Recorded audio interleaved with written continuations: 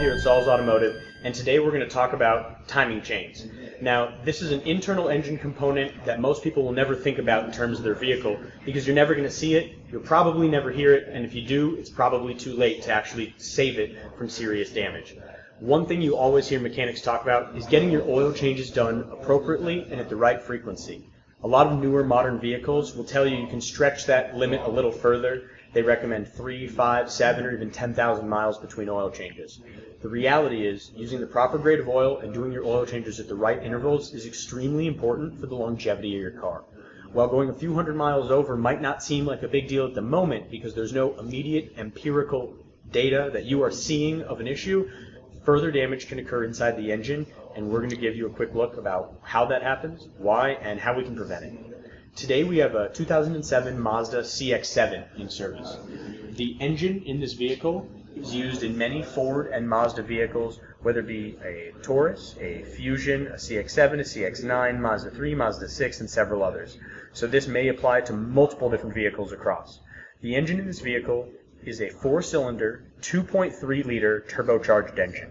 Now, Ford originally designed this engine all the way back in the 70s in the original fuel crisis to put into a Mustang. Mazda's partnership with Ford over the years led to the further development of this engine, and it became a racing engine used in a lot of the new Mazda speed vehicles. They also use it in several applications, such as the CX-7 that we have today. Now, the reason this vehicle's here is, in its previous parts of life, it didn't get its oil changes as often as it should. The owner came in and said their complaint was, when you started the car first thing in the morning, you'd hear a rattle noise for 5 to 10 seconds that would immediately go away. No lights, no codes, no other complaints of any kind in any way, shape, or form. Unfortunately, while it may seem like a small noise and a small issue, the reality of what's happening is very, very serious and needs to be addressed immediately, or major engine components can fail. To get access in this guy, the actual design is similar to that of a bicycle, where you'd ride the bike and the chain would go front to rear on the sprockets. Just like riding a bike and having that chain come off the sprockets, you got to get off the bike, flip it over, put the chain back on, line the sprockets up, hold the tensioner and the derailleur, get everything set. That's the same process that happens with a vehicle. However, unlike a bike where if your feet come off the pedals or the chain comes off, you might just spin quick for a second. In a motor vehicle, that can mean valves hit pistons and cause serious engine damage. In this Mazda CX-7, we're replacing the timing chain, the guides that hold it smooth, and the tensioner that holds it tight, because the chain has stretched from not being properly lubricated. When oil change intervals weren't done appropriately, the timing chain wasn't lubricated and allowed it to elongate over time. Now, because so much lack of lubrication has occurred, when the engine starts first thing in the morning and all the oil's in the bottom, we can actually hear the stretched out chain hitting the housing, making a grinding noise for a few seconds before that oil pressure builds up to hold that tensioner tight and hold that chain snug. To show you just how invasive this job is, we've ripped this car down and got it prepped to the point of repair. Now, to start with, when we come over to the vehicle, we have to remove everything that sits on top of the engine.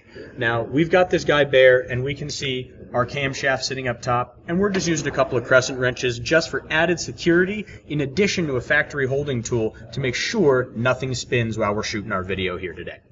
In order to get access to the top side, we have to remove everything you see here on the ground, which means pulling off the intercooler, the shrouding on it, the valve cover, the ignition coils and spark plugs to get to the top, and then access this front timing cover, which surrounds that chain. We have to physically remove the motor mount from the vehicle. We must support the engine from underneath, so the vehicle is lifted in the air and supported by tooling from both sides to literally float that motor up in the air. Now, this timing chain cover hasn't been damaged by the stretched chain. We did find marks on the inside where the chain had been striking, but the cover itself will survive. As for the chain itself, much different story. If we take a look into the engine bay of the vehicle, we can see our two camshafts where this chain would ride. And this chain would ride straight across, straight down to the bottom, and right back up. And we've removed the chain and went ahead and marked and pointed out where our connections are so that we'll be able to reference this guy as it comes back together. The chain itself, we wanted to show you exactly what kind of issues we look for. So we've got our chain pulled apart. And on the chain, we can actually hold it sideways and measure how much deflection we have between the links. There should be no deflection. There's so much play in the rollers that just like a weak chainsaw, we can physically move between the joints substantially. What this translates to is when this is spinning on the engine, it can physically shake side to side.